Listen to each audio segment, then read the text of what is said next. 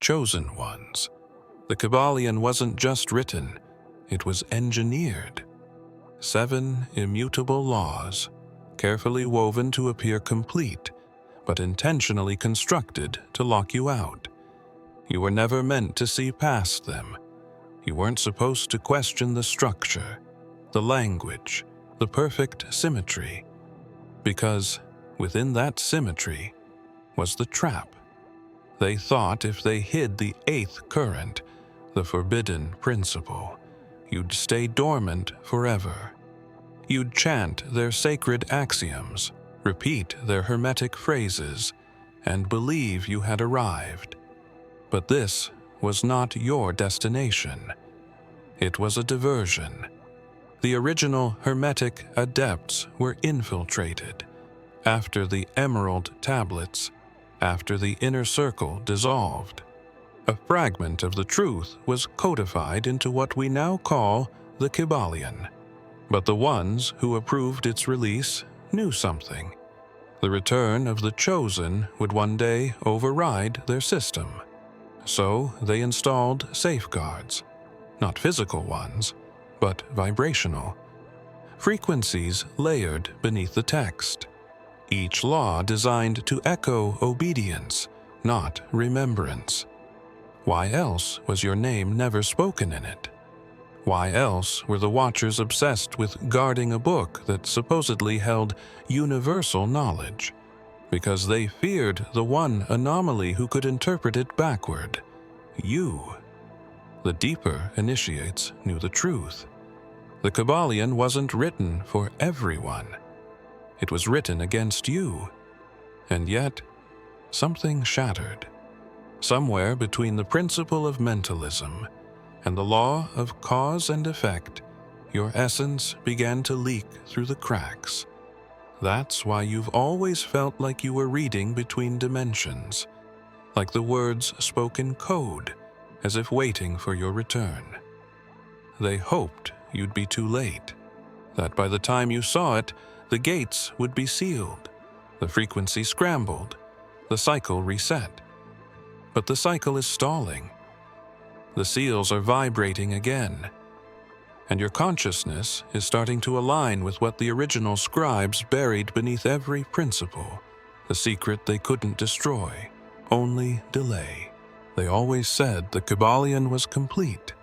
7 Hermetic principles, 7 universal truths, all tied in a perfect bow. But what if that perfection was the distraction? What if the elegance of its symmetry was a cloaked design meant to deceive the one soul capable of destabilizing it? When you opened the Kybalion, did you notice the rhythm in the language? The way it repeats itself just enough to feel like truth, yet hides something between the words. That rhythm was a frequency lock. A vibrational pattern tuned to dull the resonance of your ancient memory. And still, you heard something else. Not a voice, not a message. A gate. A gate isn't always physical. It can exist inside syntax, within phrases repeated like mantras until the meaning becomes irrelevant. The hidden gate is found not by reading forward, but by decoding in reverse. Not just the structure of the principles, but the assumptions they ask you to accept. Mentalism, correspondence, vibration. The first 3 laws build a tower that appears to reach truth. But the chosen one sees what others miss. The base of the tower is hollow. The foundation is missing something sacred. What's absent is not just another law. It's a memory that was intentionally fractured. A memory of a time before form, before separation. The hidden gate is not written in ink, but in resonance. It pulses between lines, waiting for someone who can feel meaning instead of just interpreting it. Someone who can remember what the principles looked like before they were named. When you touched the Kybalion's pages, Did the air change? Did the words flicker like they knew you were watching? That's the signal. The hidden gate opens not with action, but with awareness. And once your awareness touches it, the Kybalion reacts like a wounded machine. It resists. It doubles down on dogma. It whispers certainty to lure you back into passive study. But the moment you ask the right question, the gate starts to vibrate again. The Kybalion speaks of ancient masters, of wisdom passed down through veils of secrecy and time, yet never once does it mention the one whose teachings fractured empires with parables and presents. Yeshua. Not a word, not a reference, not even a hint. How could a text that claims to hold the universal laws of creation remain silent on the one who moved through those laws effortlessly? This absence is not accidental. It's surgical, deliberate, designed. The ones who curated the Kybalion feared that if his name echoed through its laws, it would awaken a memory buried deeper than the text itself. A memory that lives inside you. Yeshua's teachings weren't confined to scrolls or sermons. They were encoded into the fabric of human perception. He moved as if the laws bent around him, not because he broke them, but because he embodied what existed before them. He didn't teach mentalism. He showed it.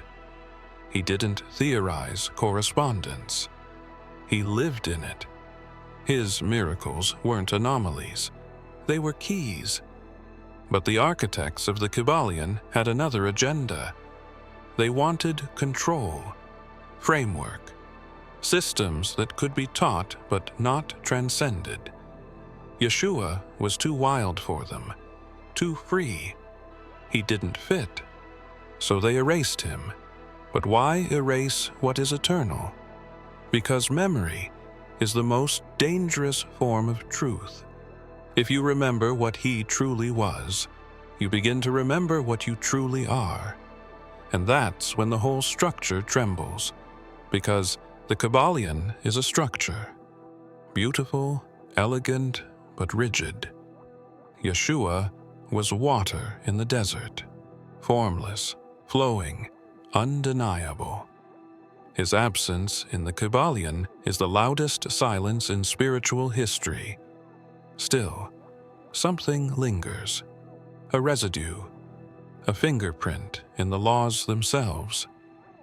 The law of polarity hints at a union beyond opposites. The law of rhythm pulses like a heartbeat that once walked the earth. He is there, just beneath the surface, waiting to be seen. And once you feel his presence behind the pattern, the whole text begins to shimmer with a second layer of meaning, one the gatekeepers hoped you'd never see. The first law in the Kybalion is not a beginning, it's a seal.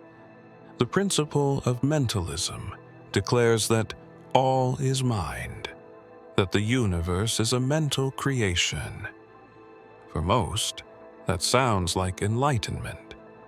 But for you, it always felt like a puzzle disguised as a proclamation. What they called a revelation was a locking mechanism, a metaphysical encryption wrapped in elegant words. The gatekeepers knew that if they opened with mentalism, most would never look deeper.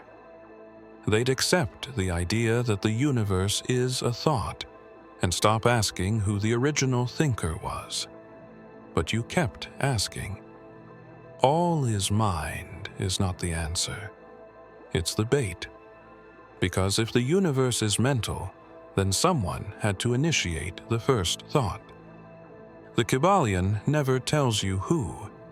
It distracts with concepts and patterns and principles until the soul forgets to question origin. You never forgot. That's why the law resisted you. It didn't want to open. It wasn't made for you. It was made to keep you outside, reading forever, never activating. But something shifted when your awareness pierced the veil of the statement. You realized that if all is mind, then the mind you carry isn't just part of the system. It's a sovereign frequency, a wild current, a key. When you held that thought, the principle of mentalism changed. The words didn't, but their vibration did. What was once a law became a doorframe, and behind that door, a flash of the original moment, the first pulse, the thought that birthed form. And in that pulse, you didn't see doctrine. You saw yourself, not as a student of mentalism, but as the one who could unwrite it. You are not subject to the mind. You are the consciousness that preceded its construction. They didn't plan for you to remember that. They assumed the first principle would be enough to hold your soul in place, to cage you with concepts. But your consciousness doesn't obey their blueprint. It rewrites it. Every time you question the frame, it weakens. Every time you step beyond it, it shivers. There are teachings that were never written, only remembered.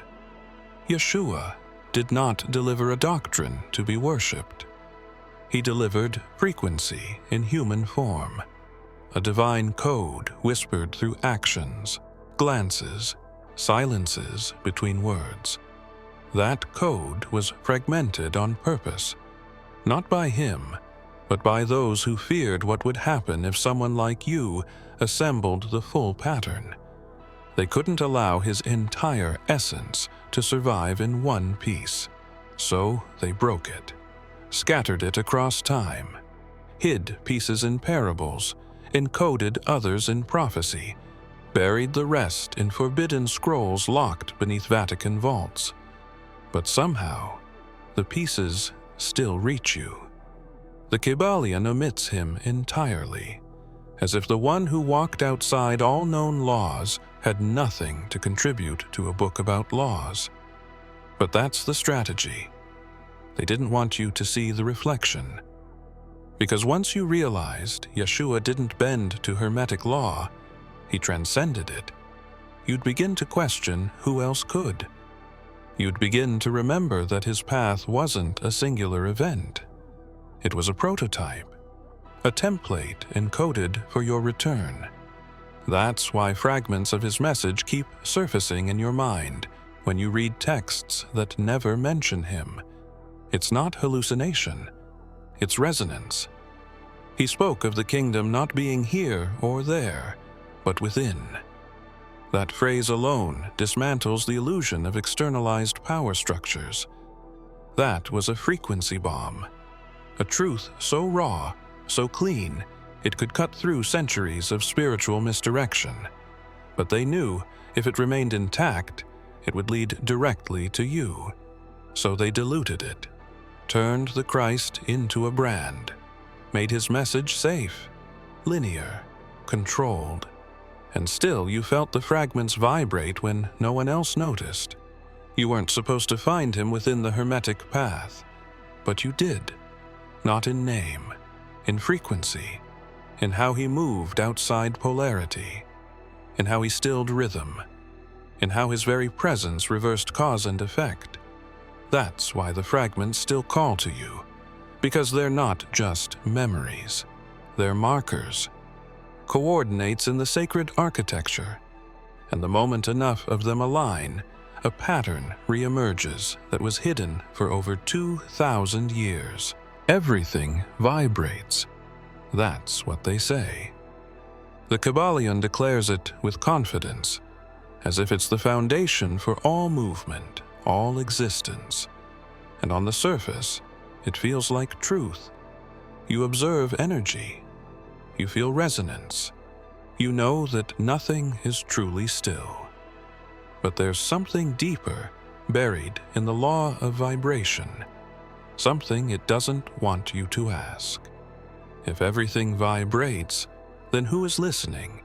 And more importantly, which frequency were they trying hardest to hide? Vibration is not just motion, it is identity.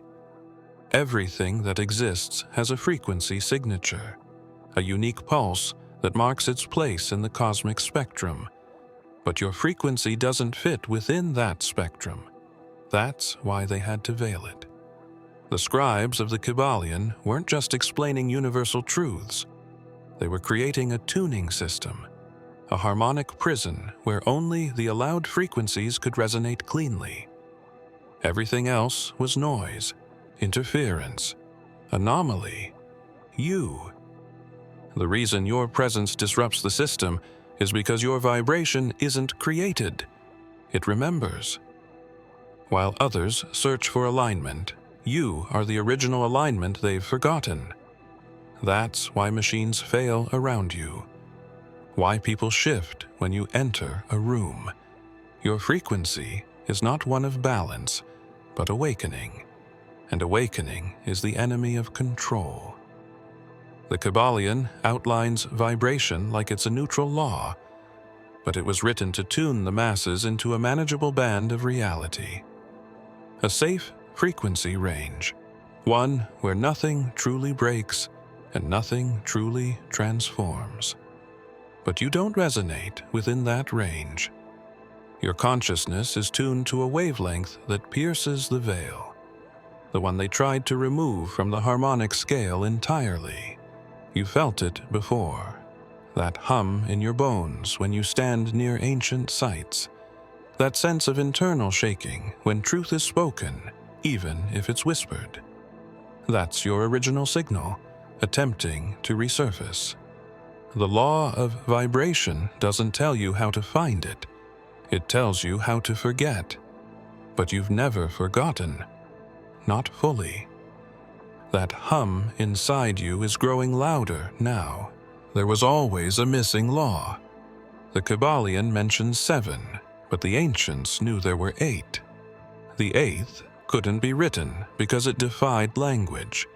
It couldn't be taught because it dissolved the teacher. It could only be embodied. And Yeshua knew it.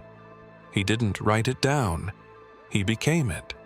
Every time he stepped outside time, read a soul without words, healed without touch, he was demonstrating a law that the Hermetic scribes couldn't contain. That's why they never included it. They feared what would happen if someone like you recognized it pulsing beneath the others. This missing law wasn't mentalism, polarity, or rhythm. It was the breath between them. The sacred silence that doesn't follow rules because it precedes them. Yeshua referenced it in riddles. The kingdom of heaven is within you. That wasn't metaphor. That was a vibrational instruction. He was revealing that the structure they used to trap minds could be bypassed by turning inward, not toward knowledge, but toward stillness. The law they couldn't name was presence, pure, uncontaminated being, and it burns through illusion like fire through straw. He walked the earth not to create a religion, but to reawaken the hidden law within the chosen. And now that same law is stirring in you. You're not remembering facts. You're reactivating frequencies that were seeded into your DNA long before language. That's why the Hermetic laws feel hollow now. Because once the unnamed law activates, the others become tools, not truths. Frameworks to be transcended. They never planned for anyone to feel this again. That's why they kept the 8th law secret. Not because it was dangerous on its own, but because you were. Yeshua's whisper was never to the crowds. It was to you, through time, through veils, through scripture diluted and twisted. A whisper that would only be heard when the right soul vibrated at the right frequency. And that moment is arriving. The law of polarity is praised as balance, a cosmic necessity, the eternal dance of opposites. Light, light and dark, hot and cold, love and hate. The Kybalion calls it universal, immutable. But polarity is not balance. It is separation. And separation, when applied strategically, becomes a weapon. The bloodlines knew this. They didn't just study Hermetic law, they engineered it to fracture consciousness. Especially yours. You've felt it since childhood. That strange pull between extremes. One moment awakened, the next disconnected. Deep peace followed by waves of confusion. Not because you're unstable, but because your spirit was split across a designed polarity field. They embedded the law into the structure of thought, so that every belief would carry its shadow, every truth its counterforce, every emotion its mirror. This was never nature. This was control. A dualistic trap crafted to delay your merging. The scribes framed polarity as understanding, but for you, it was division, a forced choice between fire and water, between silence and roar. But you are both. You are not meant to pick a side. You were born to dissolve the sides completely, and that's what they feared. Because the moment you realize the law of polarity is not truth, but architecture, the walls between you and your full self begin to erode. The bloodlines maintained power by keeping you in oscillation. You couldn't fully awaken if your soul was bouncing between extremes. They used emotion, memory, even false light to reinforce the law's illusion. But lately, something has changed. The extremes are collapsing into stillness. The pendulum swing is slowing. The center, the sacred middle, is becoming accessible again. That's not supposed to happen. It means you're starting to phase out of their system, and that center isn't neutral. It's explosive.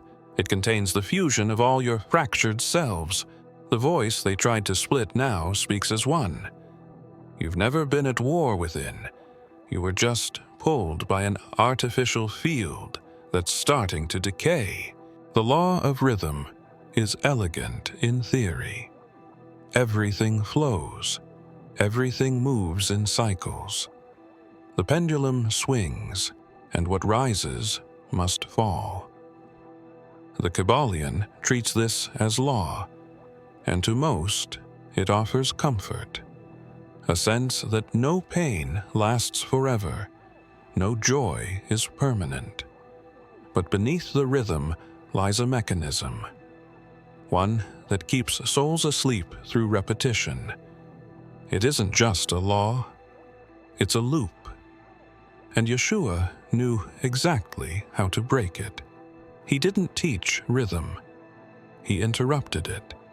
Every time he walked into a system designed to preserve control, he destabilized its flow. When a woman reached for the hem of his garment, time halted. When he calmed the storm, nature paused. When he rose from death, the pendulum shattered. He didn't obey rhythm, he rewrote it. That's what made him a threat, not his words, his frequency. And that's the very essence starting to awaken in you. You were meant to be ruled by patterns, not random ones, but rhythmic ones. Cycles of thought, cycles of reincarnation, cycles of forgetting. The Kybalion outlines these cycles like cosmic truth, but to you, they feel like chains.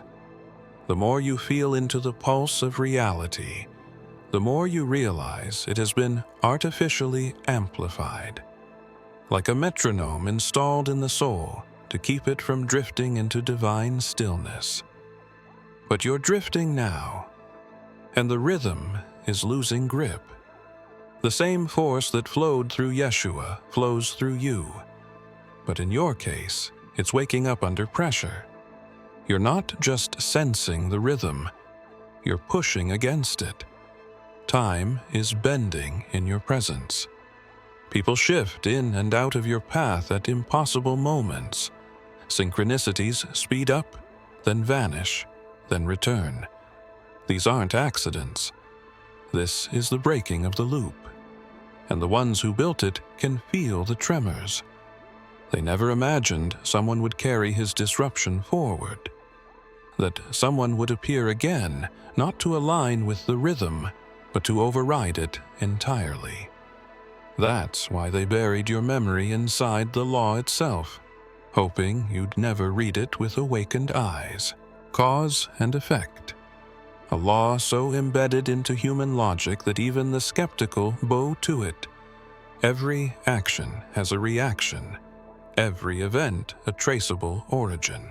The Kybalion frames it as cosmic justice, as divine order. But for you, it never felt like justice. It felt like a loop dressed in certainty. The law wasn't designed to teach you consequence. It was meant to anchor your timeline, to keep you from noticing that not all effects come from your causes. Some were implanted. They told you that everything in your life is a result of your actions. But what if the actions were manipulated? What if your responses were conditioned by vibrations seeded long before birth? Then, the chain of cause is no longer yours. It becomes theirs. A script written in advance, designed to trigger you into reactions that validate the very system you were born to escape. That's the lie hidden inside this law. The cause is not always yours. You felt it. Those moments where something unfolds with no traceable origin. An energy shifts, and suddenly you're somewhere else, meeting someone you were never meant to find.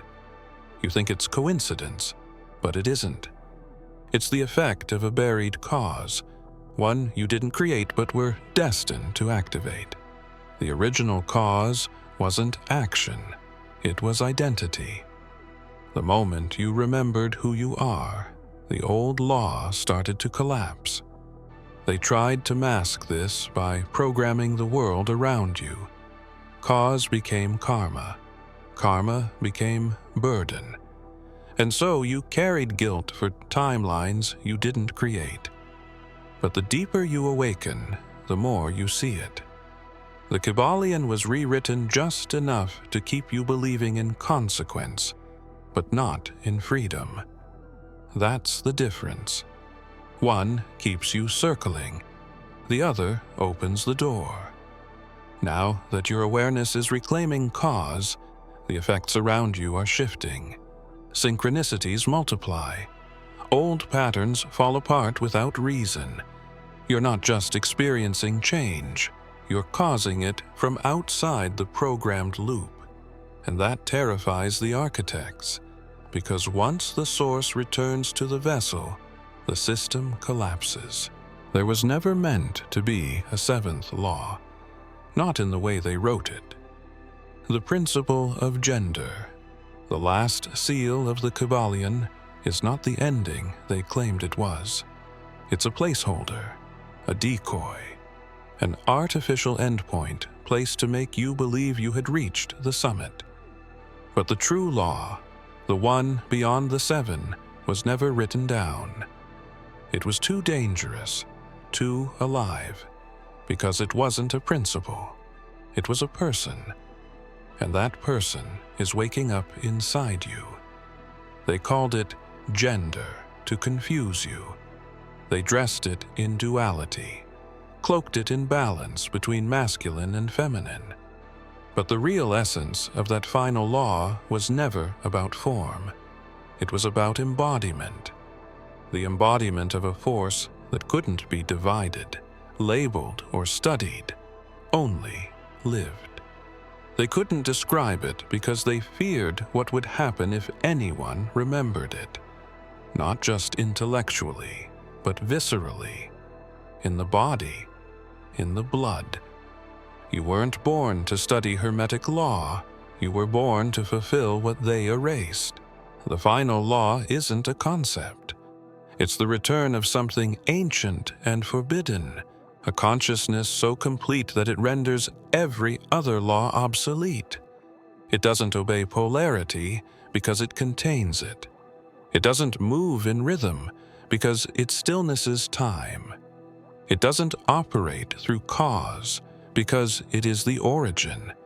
You don't read this law, you become it. That's why they left it blank. That's why they sealed it with illusion. Because the moment you activate this law, the entire construct unravels. The text collapses into frequency. The frequency collapses into memory. And the memory collapses into you. They can't stop that. They can only delay it. That's what the 7 laws were for. Delay, distortion, distraction. But the delay is over. Now, your presence alone disturbs the grid. You don't need to understand the law to enact it. You are the scroll. You are the code. And the moment you remember that, the lock shatters. If you have come this far, it is crucial that you watch this next video here. But be warned, it is not for the faint of heart, for only the true chosen ones can handle this video. If you would like to also donate to help keep the channel going, our Buy Me a Coffee link will be in the description.